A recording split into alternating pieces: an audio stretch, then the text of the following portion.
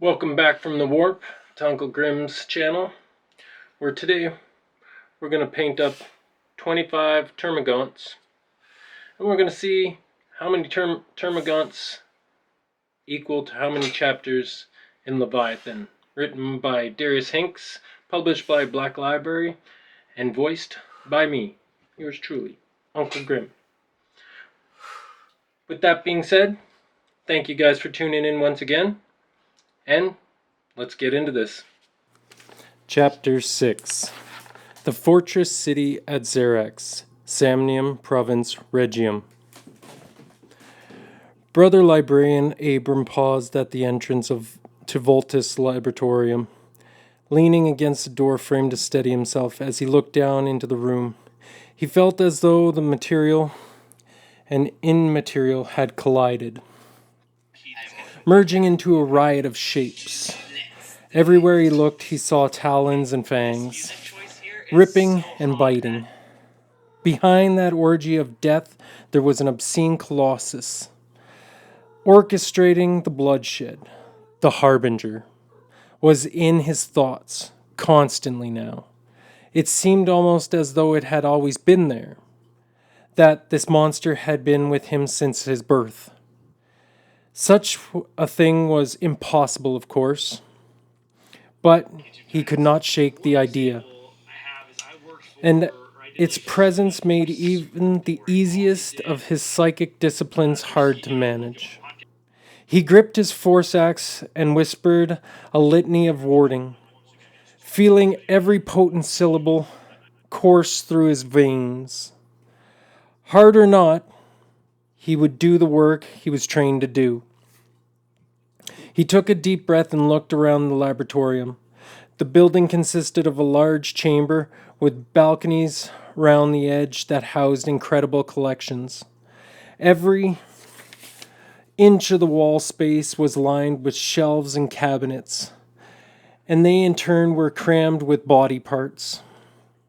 The room contained thousands of disembodied limbs, wire-mounted wings, embalmed heads, pickled organs, dissected cadavers, moldering animal skins, and leering skeletons. Some of the specimens were hominids, but most displayed a more peculiar morphology. Alien predators from Warzone Vultis had visited. Many of them so strange that even Vultis could not categorize them yet. The room was illuminated by a strip of lumens hanging from the ceiling on long cables, and the brutal light revealed handwritten, yellowing labels affixed to every talon and fetus. The labels were even more numerous than the body parts, thousands of small but exhaustive notes, all written in Vultis' tiny, neat script. His helots had transcribed the notes and fed the information into a rumbling wall of cogitators at the far end of the room.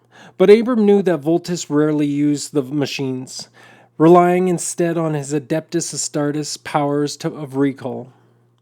Servitors trundled through the collection, pouring compounds into jars, brushing resin onto cadavers.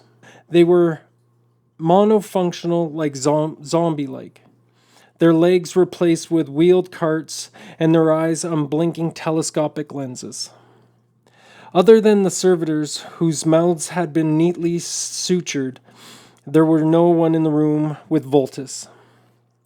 The Apocryphy was down on the ground floor, stooping over a workbench near rows of clear terrarium-like spheres, mounted on metal frames. The spheres contained living creatures, reptiles, and rodents that shifted constantly as Vultis worked, clawing and biting at their prisons, trying tirelessly to reach their captor. Vultis was unaware of their efforts. He seemed agitated, rifling through parchments and jabbing data slates, so engrossed in his work that he did not notice he had a guest. Abram drove his vision away. The real regained its distance from the unreal. The faces leering at him were not warp-spawned horrors. They were simply corpses and skulls. He had learned many years ago to isolate the different regions of his mind, to separate reality from the madness behind reality. But in the last few weeks, it had become increasingly difficult. And at every moment he could feel Regium Sanction's telepath teetering in the edge of collapse, consumed by the same visions he was battling. Holding them all in check left him in constant agony. He felt like his skull had been doused in flames. Then it occurred to him that entering the laboratorium had increased the pain. What should that be, he muttered. His words echoed around the room, and Vultis looked up in surprise. He was not wearing his helmet, and Abram saw the relief on his face. He was clearly pleased to have a distraction from whatever problem he was grappling with. Abram straightened up and masked his pain. Marching down the steps and approaching his battle brother, they grasped each other's arms. I am pleased to see you on your feet again, Abram. You look well, Luco. You do not, said Vultis, speaking with such absence tact that Abram laughed. What ails you, brother? Continued the Apocryphy. Are you wounded? Abram shook his head. Not wounded. At least, not physically. It is this hysteria, this astral madness, that has affected me. My mind besieged by the same forces that have driven the civilians to violence. The Harbinger, said Vultis, giving him a pointed look. The Harbinger, perhaps. Castamon told me you use the same term. I have heard civilians using it too. Vultis nodded. This cannot be mere coincidence. Let me show you something. As the Apocryphy looked back at the notes on his workbench, Abram studied them. There were some in the chapter who were wary of Vultis. It was not so much that they did not trust him, more that they struggled to understand him. The humor and camaraderie that bound the other battle brothers was absent with Vultis. He was odd and obsessive, consumed by his work. More likely to reference biological data than share a joke. It was part of the reason Abram liked him. His dedication to his craft was commendable, and as a member of the Librarius, Abram knew all too well what it meant to be an outsider. Does this seem familiar? Asked Vultis, tapping his finger on the page of a book. Abram looked closer and saw a drawing of a Tyranid. It was little more than a hurried sketch, but it was unmistakably the monster he had seen in his visions. There was something unpleasant about seeing the Harbinger printed on a page. It was as if someone had plucked the likeness from his dreams. Yes, he said, this is it. This is the creature that has been clouding my thoughts.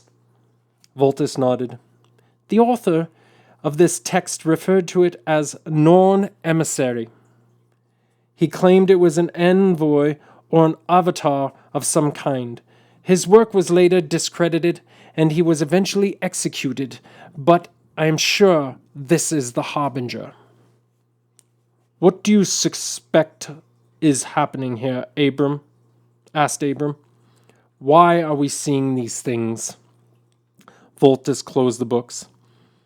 All I have are theories, but I believe there is far more to this than we originally thought. I do not think it is a coincidence that Tyranids are passing through this system, and I think the visions you and I are sharing are a clue to the real reason they are here. Abram noticed a clear-sided casket on the bench. Is this the specimen you brought back from the Incorruptible? Yes. It was unfamiliar to me, but I have just been researching it, and I have discovered that this xenotype was recorded just a few years ago by a xenobiologist. He classified it as a neurogaunt, although I am unclear whether he was referring to the symbiont or the host creature he cut it from. Or perhaps he considered them a single entity. Unfortunately, his notes were destroyed, so I have a name and little else. It looks like is dying. Vultis nodded and looked troubled. It should be healthier. This suspension should have revived it, but the exoskeleton is dissolving. It needs a host to feed on. He adjusted some controls on the casket base, and the pincers moved inside, jolting through the cloudy suspension and locking onto the specimen. A metal syringe flickered in the dark liquid, and its needle punched through the Tyranid shell. The specimen grew still.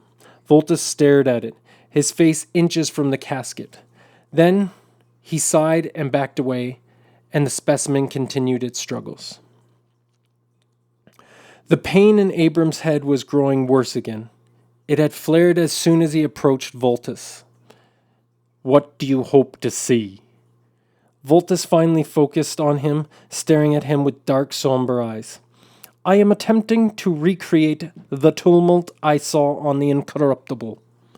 I want to induce an alarm response by injecting bioengineered hormones. One of the theories is that these parasites relay on pheromone signals to the rest of the creatures. If I can simulate these biological signals, I may be able to pervert them. I could perhaps even turn them into a weapon would confound the Tyranid leaders. But nothing I attempt triggers a response." Leaders. Even through his pain, Abram found the idea amusing. "Tyranid swarm and feed, Luco. They display semblance of tactics. No strategy, no leaders." "They must have leaders.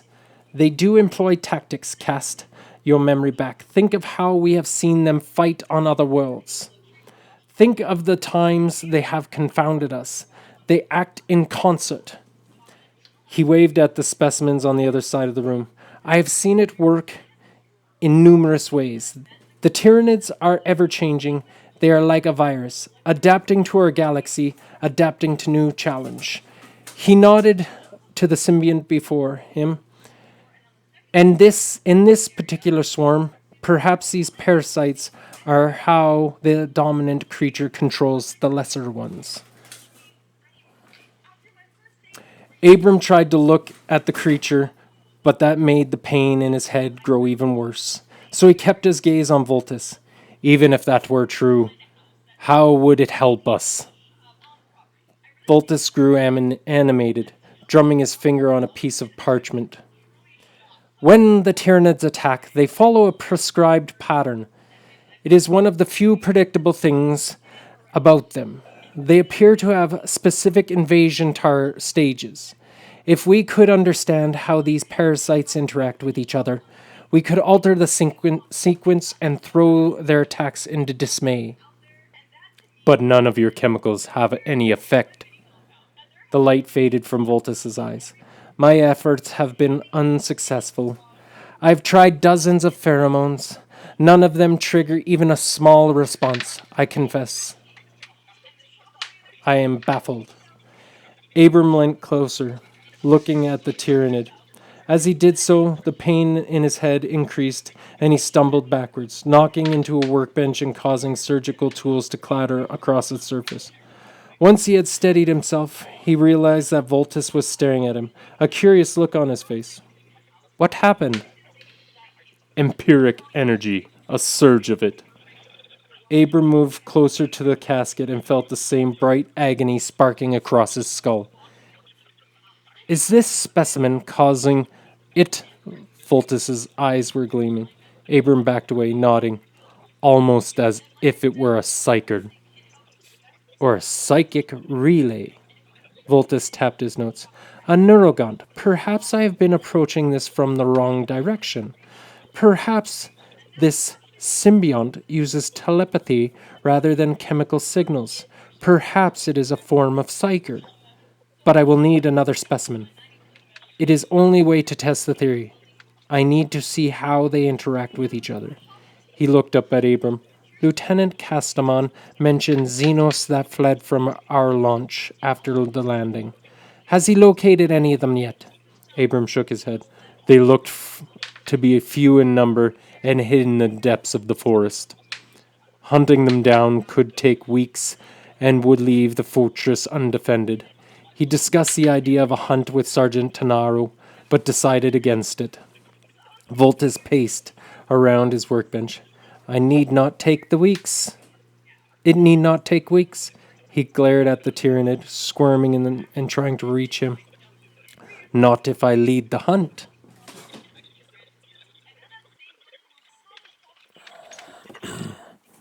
Chapter 7. The Fortress City at Xeric, Samnium, Province, Regium. Vultis had no difficulty finding his battle brothers. The streets of Xerax echoed with a low, droning hum, like the swarming of insects that told him exactly where they would be. He left Castamon Citadel and headed north up a misty, statue-lined avenue, with the fortress' magnificent eastern gates looming on his right and the Library of Karnas at his back. To his left was a grid of narrower streets, crowded with ivy-lashed hub units and fabrication blocks. It was just after dawn, but the avenue was unusually busy. Vultis had never seen so many people in the fortress. It was sometimes referred to as a city, but in truth it was smaller than most towns. Made impressive by the fortifications rather than its size. He could see from a range of uniforms and skin tones that people had traveled from right across the continent. Most of them looked warily at him as he strode by, unsure how to behave in his presence of a space marine. But those who knew saluted the ultramarine style, pressing fist to chest. As always, there was a mist pouring down over the battlements and weeds creeping across the flagstones. Despite Governor Surrock's best efforts, the forest was ever present, always seeming just a moment away from reclaiming the land. In an explosion of vines and shoots. From the other side of the battlements came the sweet, heady aromas of the forest and the warring calls of the beasts. As he made his way through the crowds, he passed an area known as the Caves of the Rubacasis. In a small act of conciliation and acknowledgement of local beliefs, Confessor Thurgo had agreed with Governor Surrock that this part of the fortress could remain forested. It resembled an overgrown garden, straining at rockcrete fencing like a host of caged animals. Real animals still hunkered under some of the leaves, and birds nested in the higher branches, screeching and cawing as he approached. Most off-worlders tended to avoid the place, but Vultis was fascinated by it.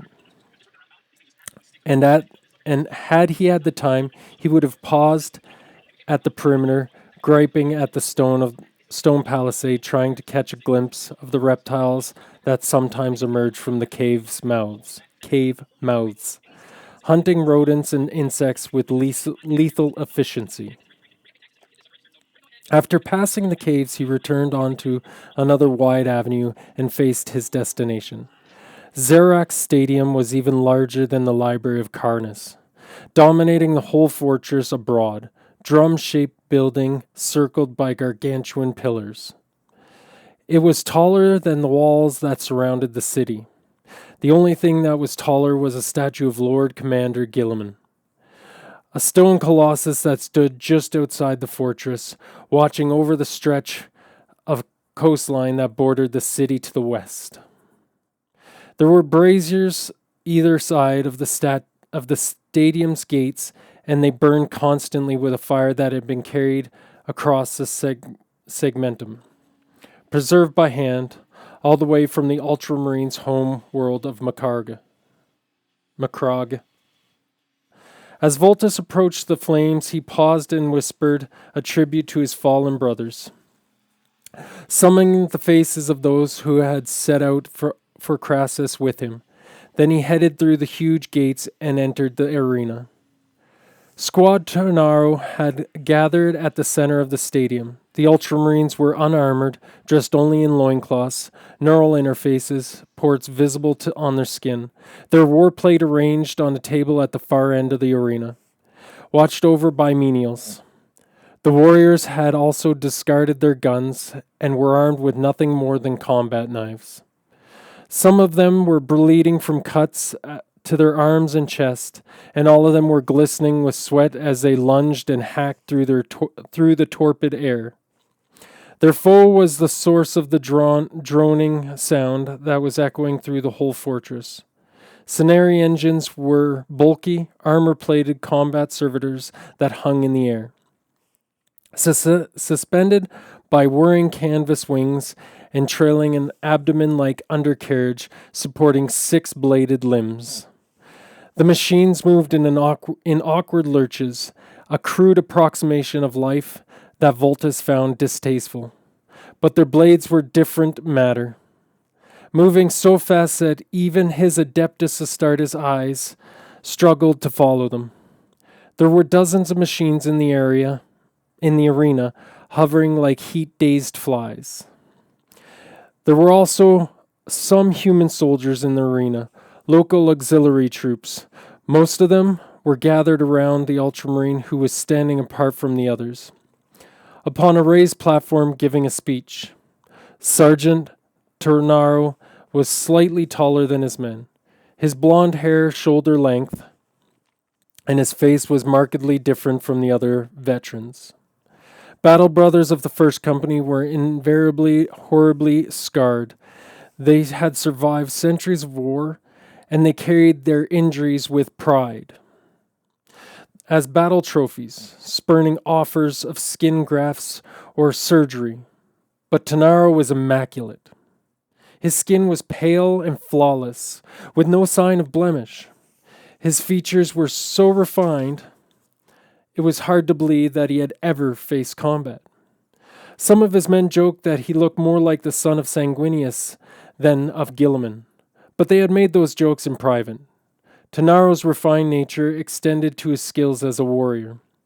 He was lethal, and famously unforgiving during training sessions.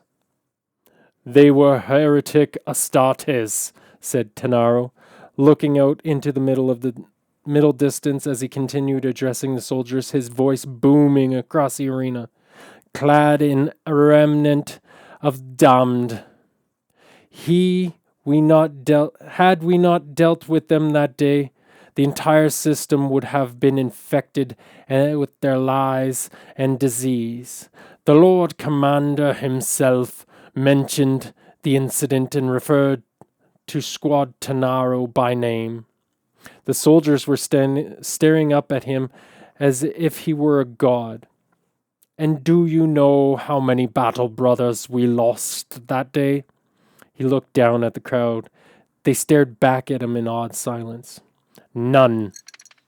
His eyes shone. Then he frowned, noticing something in the training session. He stepped from the platform, strode over to his squad, and drew his knife, launching a flurry of lunges at one of the Ultramarines, forcing the warrior to drop to his knees and yield. Tanaro studied the man with disdain, eyebrow raised, blade to his throat. Then he waved the Ultramarine back to his feet with a theoretical flourish. "Bring up your guard sooner, Timoleon, and watch your flank." He stepped back and dropped into a combat pose. "Try again, with your eyes open this time." A few of the auxilia troops laughed, and Tanaro glanced at them before lunging at his opponent.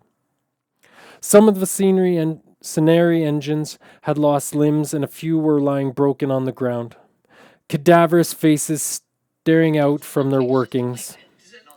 But the training session was clearly going to last for several hours longer. Sergeant Tanaro saw Vultis approaching and touched a device on his belt. The combat servitors lowered their weapons, slumping motionless in the air as the sergeant marched over to greet him.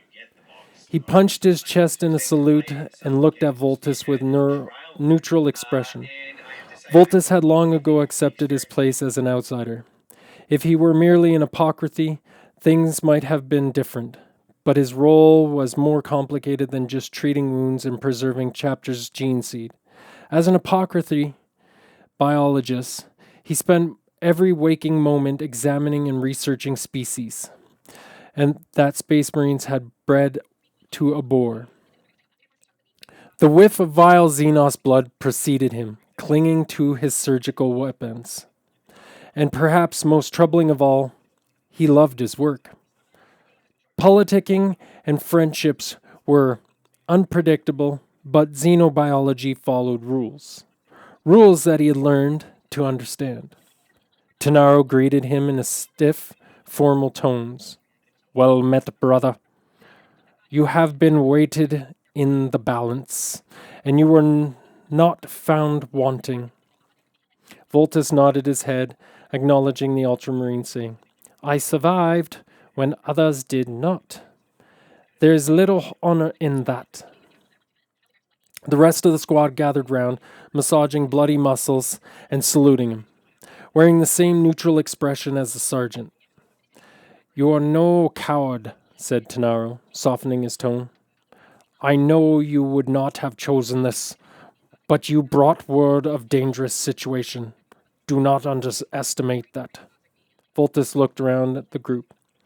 How is Brother Baraca? Tenaro studied him down the length of his long, regal nose.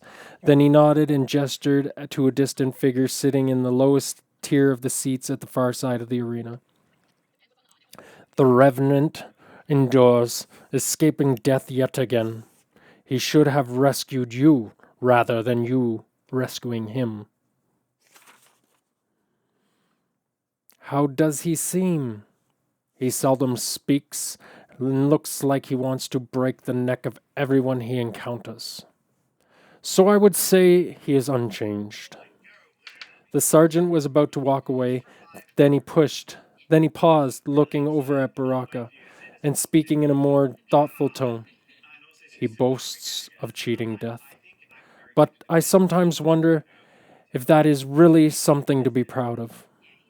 He looked at Vultis as though on the verge of pressing the matter. Then he headed back over to the scenery engines. Welcome back, Brother Vultis. Squad Tenaro resumed their training, and as the whirring of the engines filled the air, Vultis headed across the arena. Baraca was unarmored like the others, and without his magnificent suit of power armor, he looked even more brutal than usual. He was the antithesis of Sergeant Tenaro, where Tenaro seemed untouchable, surviving countless wars with so much as a chipped tooth. Baraca looked like he had never dodged a shot. Every inch of him was networked by scars, and there were several plates where his muscles had been torn out of shape, either by bite marks or gun trauma. His head was shaved and topped by a short, patchy mohawk. His face was crooked and pummeled.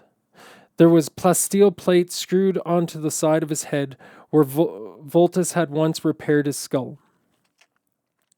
And his nose had been broken so many times, it was a shapeless mess. Where Tenaro was tall and statuesque, Baraca was broad-chested and ape-like. With rounded shoulders and wide-set legs, he stared habitually into the middle distance, and he was holding a pauldron in one hand and carving it in another. There was a dangerous, blank look in his eyes.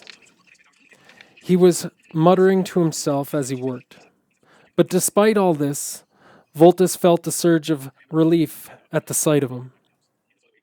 He was unchanged, just as he had been unchanged by everything else that he had faced over the decades. Vultis smiles. Revenant endures. Why are you still alive? Baraca held up the pauldron. It was covered in scratched tally denoting all the times he had dodged death. Not your time to die.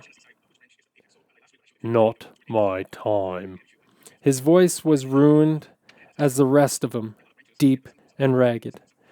They gripped arms and sat together. Baraca offered Vultis a piece of whatever he was eating. Real meat, he said, caught in yesterday's training session. Vultis nodded and took the food. For the last few days he had been fed through a tube, and the sensation of eating still felt strange. But the meat was rare and good, and he took a second piece. He hates you, said Baraca, nodding at Tanaro, who was still leading the squad through their paces. Hates me? Baraca laughed. Luco, your head is too full of Xenos.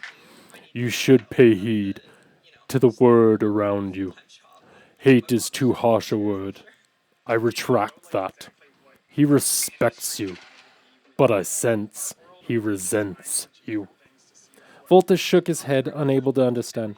I am his battle brother. Do not be naive. You have the ear of Castamon. The lieutenant trusts you. Almost as much as he trusts Abram. He admires you and listens to you. He respects your hunger for knowledge. Meanwhile, he barely notices Tanaro. He thinks of him as a proficient but conceited sergeant who only sees of surface things. Think about how long Tanaro has been a sergeant without ever being considered for promotion he so obviously craves. Vultis thought back over his exchange with Tanaro and realized to his annoyance that Baraca was probably right. Tanaro did act oddly with him. The thought that he had missed something that was so obvious to others made him reply in a harsher tongue than he intended. You have been in this squad longer than Tanaro. You have progressed less. By rights, it should be your squad. Baraca grunted. If I wanted to progress, I would. I could be captain by now. Then why have you stayed where you are? Baraca tapped Vultis' chest armor. I've stayed alive, Luco. Others come and go. The glory hounds and the heroes. But they die, and I remain. I do the work, and I serve with honor. I do what the Emperor needs of me.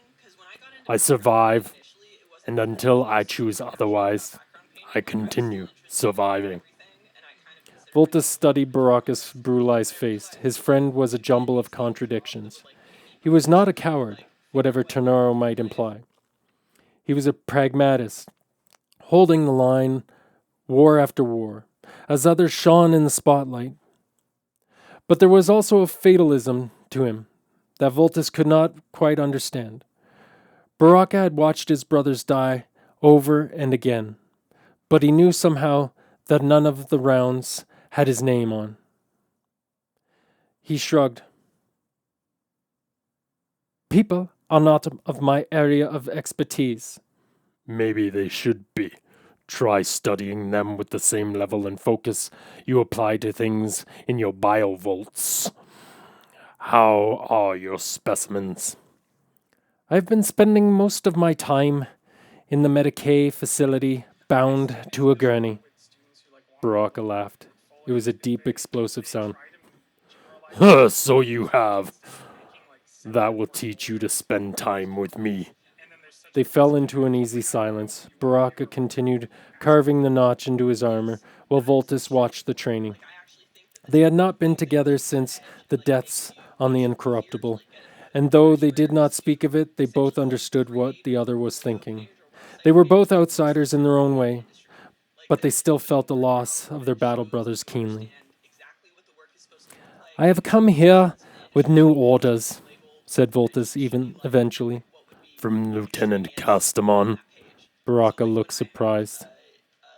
Orders for me? For the squad. Baraca grinned, which only served to make his face more disturbing. And you're telling me first rather than the sergeant. That will hardly endear you to him. I mean to tell him now. I just wanted to check on you first. Check on me? Baraca laughed. I like that. He frowned. Are we heading back to the Crassus? No, there would be no point. The Xenos never landed there. They are still heading towards us. Or at least, most of them are. A number are already here. Baraca put the pauldron down and picked up some meat from between his teeth. Tyranids on Regium. We were not the only things on that launch. There were bioforms too. Scout organisms, perhaps, which are now somewhere upon Regium. Baraca's eyes darkened. So we fled battle and brought Xenos to Regium. Not our finest hour, brother. What else could we have done? Vultis found most people's emotions a mystery, but he had known Baraca so long that he could sometimes guess at his thoughts. He knew why Baraca sounded angry. He was thinking of the brothers they had lost. Baraca nodded to the tools fixed to the back of Vultis's armor. You could have rused me. You carry enough stems to ruse a butchered Grox. Muscles rippled in his jaw. We could have stayed and fought. Vultis knew he would never convince Baraca they were right to leave the fight, but he still felt the need to justify his actions. We are not all like you, he said. Maybe it wasn't your time to die, but it would not have been mine. And then there would have been no way to get word to Lieutenant Castamon. Baraca grunted non-committally. What are the orders? I have agreed with Lieutenant Castamon that you and I will track down our stowaways. I requested that you and I go alone, but he insisted that we take the entire squad. A hunt? Baraca chewed savagely at the meat. We can make amends for bringing them here. A kind of hunt. But we must do more than kill them. We have to catch some alive. Baraca played the part of a battle shock zombie around most people, but he could not always maintain the act around Vultis. They had known each other since childhood, and had become ultramarines together. Artifice was impossible. He laughed a filthy, guttural laugh. Catch them! Throne! Life's never dull with you, Luco. Before them, Tanaro was fending off attacks from one of the Senri engines as he instructed the rest of the squad. He was speaking loud enough to address the human soldiers who were still watching the session. Accuracy and focus are everything, intoned Tanaro, wielding his knife like a fencer, lunging and slashing with such grace that he seemed to be dancing. One cannot always predict the length of an attack, so every ounce of energy should be weighed and balanced. Spent with care, brute force is a hallmark of the savage. We have been... Baraca stood up, walked over to Tanaro, slammed his forehead into the Senri engine. Smoke plumed from the workings, and it made a thin whistling sound. He followed up with a flurry of punches, rippling metal and cabling until the machine collapsed. Sparking and juddering. He continued punching it even after the lights had blinked out. Then he stood over the wreckage, eyes burning, fists clenched. Tanaro glanced at him. You have been ordered to rest, Brother Baraca. Baraca continued staring at the wreckage, then nodded. Sergeant. He returned to his seat next to Vultis. Tanaro was on the verge of saying more, but he bit his words back and continued with the session, leading the group away across the arena. Some civilians looked at Baraca with undisguised fear. Anyone else would be disciplined for that? Baraca nodded. Castamon thinks I am the verge of collapse. Humor gleamed in his eye. They are indulging me. Vultis had seen this kind of behavior in his friend before. This flaunting of hierarchy, and it grated on him. There was only so long such behavior would be overlooked, but Baraka showed no sense of self-preservation. He behaved as if life were a game, and it had grown worse since they were deployed to Regium. Vultis found it troubling, but there was no time to press the matter. Do you remember the smaller Tyranids we saw in the Incorruptible? He kept his voice low, conscious of the nearby humans. The ones that were attached to the backs of the larger predators? I thought they were just external organs. I believe they are symbionts, living in a state of mutualism with the larger Xenos. I suspect they were key to the Tyranids' attack on the ship. Baraka stretched, fletching his butchered muscles. Science! He sneered, the word as if it were a curse. Do you doubt science, or do you doubt me? I doubt many things, he said. You are a genius, Luco. But what? Baraka absent-mindedly touched the tattoos down his arm. Theories and logic, they can only carry you for so far. They are only the canvas, Luco. They are never the picture. You speak in riddles. What do you mean? Do you doubt the power of the research and the study? Did the Emperor conquer half the galaxy with science? Yes, in part. Our Primac is now doing much the same, with the aid of the Martian priesthood. Baraka huffed.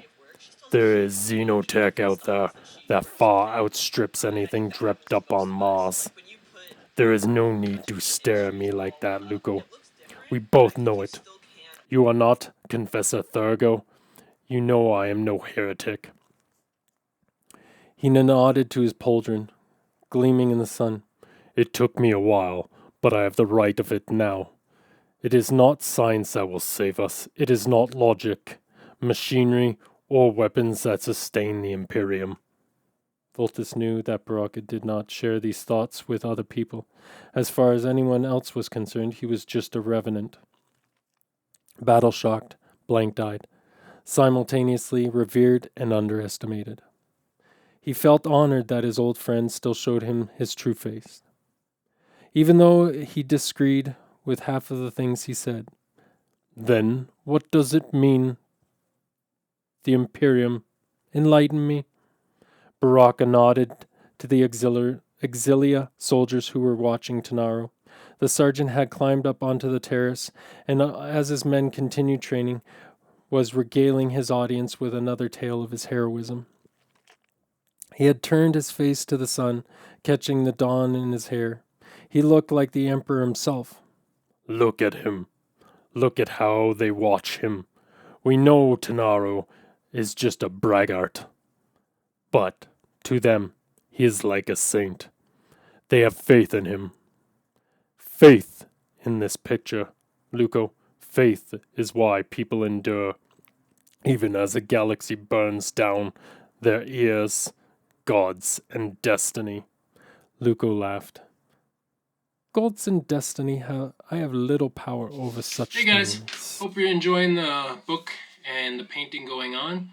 For the step of the purple, what I'm going to try is something different. I've used acrylics on past ones and whatnot, but this time I'm going to dip it in whole bean acrylic ink, I guess, and acrylic ink, dioxine violet for the base wash, and then what I'm going to do is I'm going to use Winsor Newton Cobalt Violet Hue, and I'm going to mix it with what is this? Turquoise iridescent powders. So I'm going to use the oil paint. I should have said that the Winsor & Newton is an oil, not an acrylic. And when I mix it, I'm hoping to have kind of like what bugs would naturally have in the wild, so kind of that iridescent sheen on their carapace. And yeah, we're going to see how it turns out. But again, thanks for watching the video, tuning in. And if you guys want, you can like the video, subscribe to me. Doesn't really matter. I just like painting these and kind of recording it. And I also like reading books, so I just thought I'd share everything with anybody that wants to follow. Other than that, let's get back into this, okay? Thanks. Chapter 8. The Fortress City at Xerax, Samnium Province Regium. Damaris followed the magistrate, Urzan, across the forum and into Xerax's maze of muddy, narrow streets. It was nearly midday, and in the last couple of hours the city had become even more crowded. Citizens were arriving all the time, from right across the Samnium province and beyond. Everyone she saw looked afraid and exhausted, and some people carried terrible wounds. They huddled against the plinths of statues and in the doorways of temples, clutching the few belongings they had managed to bring with them. Children looked at the soaring classical architecture with awe and expressions, while their parents wept or stared at the ground. With every family that arrived, Damaris' outrage grew. Castamon had lied to Governor Sarek. She was sure of it. All this talk of Xenos was nonsense. She had spoken to a dozen refugees, and not one of them had heard of or seen alien horrors. People were not fleeing from Xenos, they were fleeing from insurrection and civil unrest. Her people had reached their limit. They had been robbed of their faith, their culture, and their home. Pax Makage. That was the name the soldiers gave the Regium now. The Ultramarines presented themselves as saviors, but they were empire builders, crushing history with towering arrogance. Urzan paused at the corner of a building and turned to face her, seizing her hands.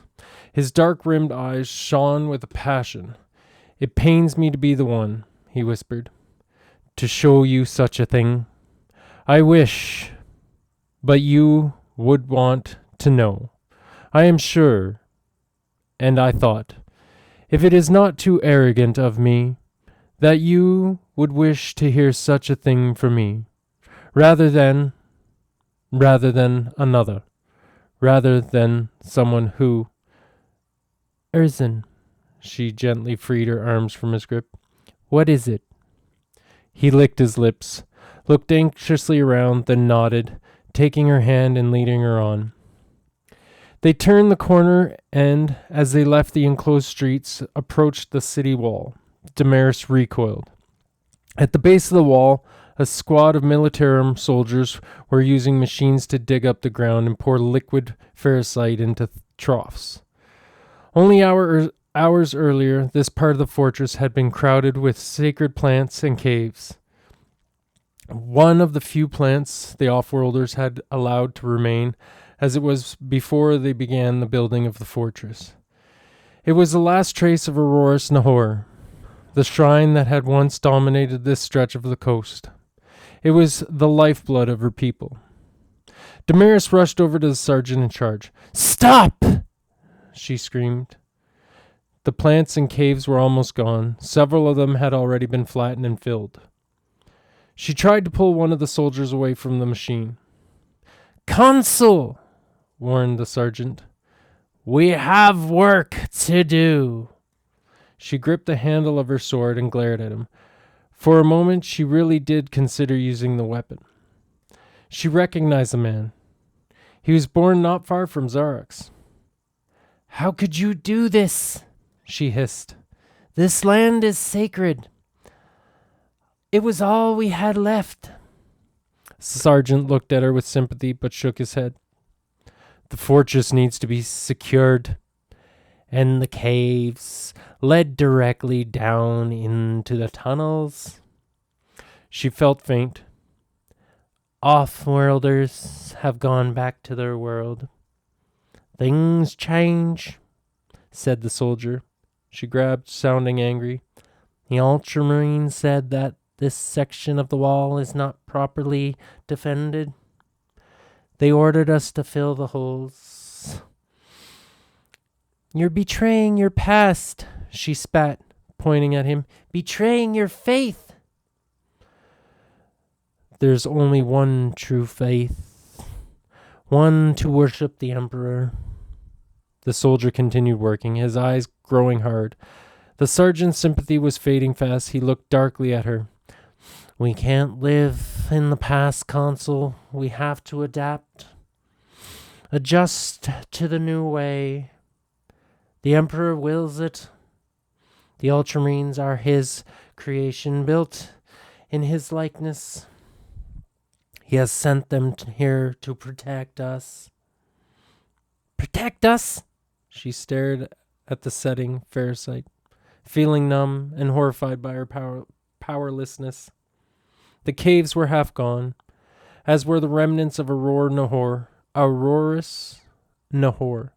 Lieutenant Castamon is not a god, she glared at the sergeant, and saying that he doesn't make me a separatist, and saying that does not make me a separatist. It's a fact. He's a soldier, not a deity.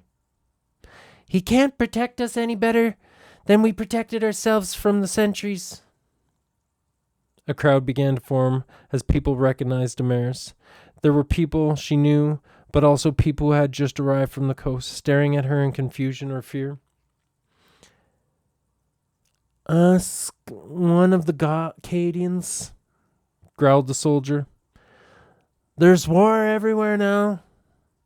Cults are springing up across the galaxy. People want to tear down the Imperium and kill the Emperor. Entire planets are vanishing into dust. Fleets have disappeared. It's not just a question of front lines and distant wars anymore. The Cadians told me that the heretics are pressing even closer to Holy Terra. The sergeant noticed the crowd gathering and gripped the handle of his pistol. Consul, you must let us work. Damaris wanted to howl in his face, but what was the use? The soldiers were all watching her with the same hard expressions as the sergeant. She would only make a fool of herself, and perhaps lose her position as consul. I understand, said Urzin. Such a loss. I have prayed in those caves all my life, just like you. It's not so much as the caves, it's them. She gestured to the soldiers. They would not even think of questioning off-worlders. They think all that they have to do is follow Castamon's orders and everything will be fine. And look at them. I know. These people, they are my people.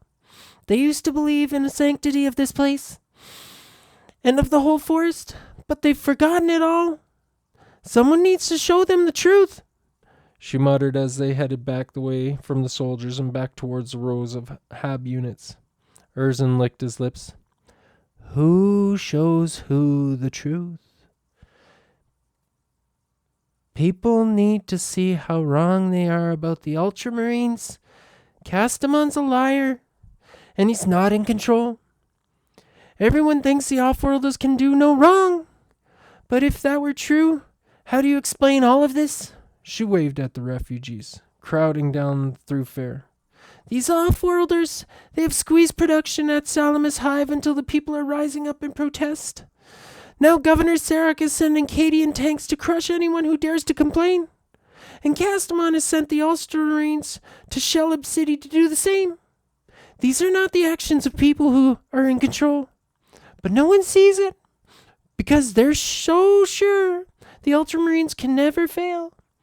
They are so blind to it that they bulldoze their own heritage because Lieutenant Castamon tells them to. She paused at the top of the street, leaning against a wall, drunk on fury. I wish I could show people.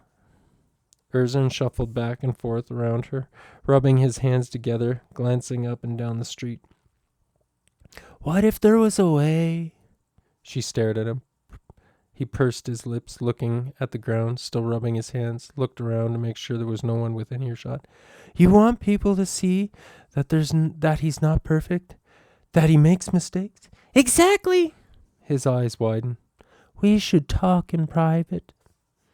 Urzen's chambers were immaculate.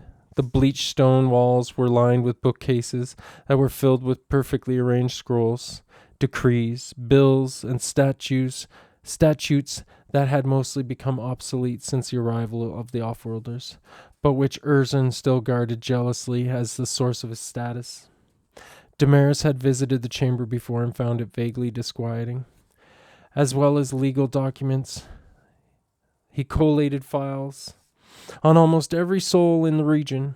He made it his business to know everyone else's business. He had boasted to her once that he could tell her anything she needed to know about her citizens. He ushered into a small lounge. There were cushions arranged in a circle around a low table, which was set with a carafe and some cups. There was a single large window looking out onto a busy street, and the sounds of crowds filtered into the room. He indicated that she should sit, but she remained standing. What is this? What is it you are thinking? He grinned apologetically and rushed past her, carefully clicking the door shut. Then he closed the shutters at the window and tapped a lumen on the wall, flooding the room with a golden light. He sighed, rubbed his jaws, and walked in a circle, seeming excited and afraid at the same time. You said Castamon has redeployed some of his men? Yes, Squad Garrus, he called them. More Ultramarines, like the one stationed here. Urzen continued pacing, but now he adopted a sage expression, holding a finger in the air as he spoke. You said Castamon is sending his squads, Garrus, to Sheleb City to crush rioting and looting. Supposedly? What is it? What of it? Well, Urzen gave her a conspirational smile. What if Squad Garrus never arrived at Sheleb City? What do you think would happen then? Well, the situation would keep getting worse. It's already anarchy there, by all accounts. Urzen moved close to her, whispering in her ear. And how might that reflect on Lieutenant Castamon and the Ultramarines? They would look foolish, perhaps even incompetent. Yes, I suppose. Dishonest, maybe? Fallible? Yes, but that won't happen, will it? Damaris had a strange feeling that she was no longer in the room with a man. As Urzen circled her, she was reminded of a rodent preparing to pounce on carrion. But she was also desperate to know what he was implying. Squad Garrus will arrive at Sheleb City, and they will crush the insurrection. What about if they receive different orders? What about if, rather than being sent to Sheleb City, they received orders sending them to Port Dura? That would seem logical to them, after all. There's trouble there too. She frowned. Castamon would look a fool. Sheleb City would be left in a mess. Squad Garrus would be bogged down by all the trouble at the port. She finally accepted the offer of a seat, dropping heavily onto the cushions, crushed by the weight of the conversation. Are you saying you could do that? Are you saying you can send a false message to Castamon's troops? He raised an eyebrow. If my console willed it, yes. It was my job to connect their comms devices to the planetary network. And during the process, it was necessary to understand some of their encryption codes. So it could be entirely possible for me to send a message to Sergeant Garrus. And the beauty of it is that no one would be able to trace the message back to us. The process would be handled by a monofunctional servitor, and I would simply wipe the relevant memories once we were done. He was trembling slightly and seemed excited by the audacity of what they were discussing. But Damaris felt angry again, angry that Castamon had forced her to even consider such underhanded tactics. But if it worked, she might finally show people what a fraud Castamon was. She shook her head. I don't want to cause them any serious harm, though. Urzen waved his hand. It would make little difference in the long term. When Castamon finds out, he will decide where to send Squad Garrus, but in the short term, he will look incompetent or dishonest, and it will appear that he's incapable of handling problems. It would knock people's confidence of him. He frowned. Is that what you wanted? A chance to shake people's confidence in the Ultramarines? This would do it, I'm sure, and then people would start listening to you again. She realized she was still holding a dead leaf she had taken from the caves. She crushed it in her fist. Yes, that's what I want. Urzen closed his eyes, whispering a prayer.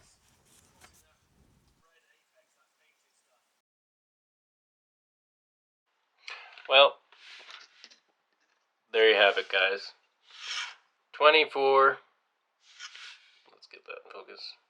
24 Termagaunts done. Now, let's get some of them onto a base. But you might be asking, I thought you said you had 25 to paint. Well, I did have 25. There's a hoof. And there's the Termagaunt. I was holding it with my hand, and I kind of snapped. So we have a casualty. But yeah, with that being said, let's place some of these on the base that I built that you guys did not see as before. So yeah, hope you guys are enjoying, and let's get into it.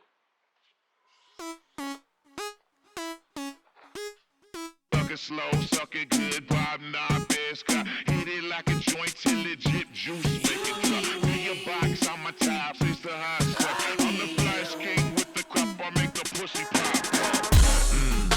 Sticky, yummy, yummy, show me how you gonna sting me, how you gonna get to know me, how you gonna lure me in and swarm me proper. Diggy, bump, bump, DB, papa, deep, I'll be the topper. I'm your papa, come on, dance with me, baby girl. Bring you right into my world like a wasp on the honey. Turn your stormy life sunny, sex you every night. Kitty cat over here, come take a bite. I fucking love it, girl, when you're screaming my name. And I love when you're on your knees, cause you're the best at giving brain.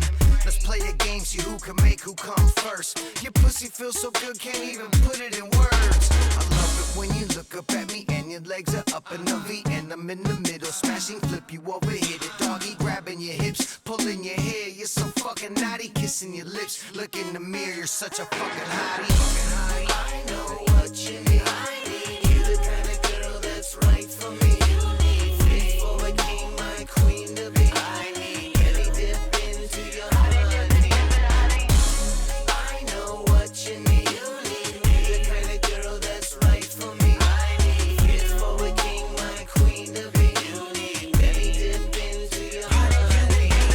I'm the type of girl that got me always on the high life. Rockin' pop a pearl, I'm on the gas, call it sex drive. Honey in the bed, got the sugar like a beehive. Sexing in the ocean, got me going on this deep dive. Up and down the sheets, baby, riding like a motorbike. Popping dick willies, getting silly on my tailpipe. Slopping lick, really sucking nuts, now I feel right. Split a filly of the killie, leaving marks, sex right. Talking 2:30, maybe 2:45.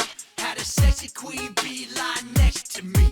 With the sticky, icky honey sticking us in the sheet. She put her titties on my chest, started caressing me. I said, ooh, how you love me down. I got sound checking 5, time for one more round. We got an hour, 20 minutes, so it gotta be quick. She didn't waste no time, started gobbling dick. Put her ass in the air, I started flicking the clit. Now these are real freaky tales from my old school pimp. Call me triple X rated, cause I'm always on point. Waking, baking, booty shaking while I'm smoking a joint. I know what you need. You the kind of girl that's right for me. Fit for a king, my queen to be. Belly dip into your honey. I know what you need. You the kind of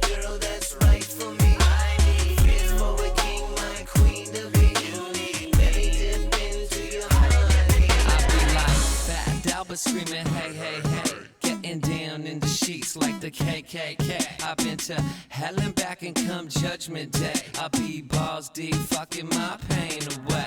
Don't want your number, don't need your name. I'll steal your thunder out the pouring rain. First thing in the morning on that walk of shame. Those dark sunglasses can't hide your pain. It's the same song, just sung a different way. Ain't nothing changed but the time of day. So cry me a river, cry me a lake. I made some real bad choices, but no mistake. It's no bullshit, you the apple in my eye. You make me crazy, you make me see the good in life. You take it to another level, for me other bitches only try. You and me, we fly high. Work me like you do and you'll forever be my queen. And we'll forever blaze heavy, carry out the dream. Smoke big, love addict, we the green team. Baby girl on me, you can lean. I know what you need. You're the kind of girl that's right for me. Fit for a king, my queen to be. Let me dip into your honey. I know what you need. You're the kind of girl that's right for me. Fit for a king, my queen to be. Let me dip into your honey. But there you have it, guys. 24 Termagaunts done. Read by, done while I was reading Leviathan by Darius Hinks, published by Black Library. And as always, hope you guys are doing good. Thanks for tuning in. Say hi to the warp. Love, peace, and chicken grease.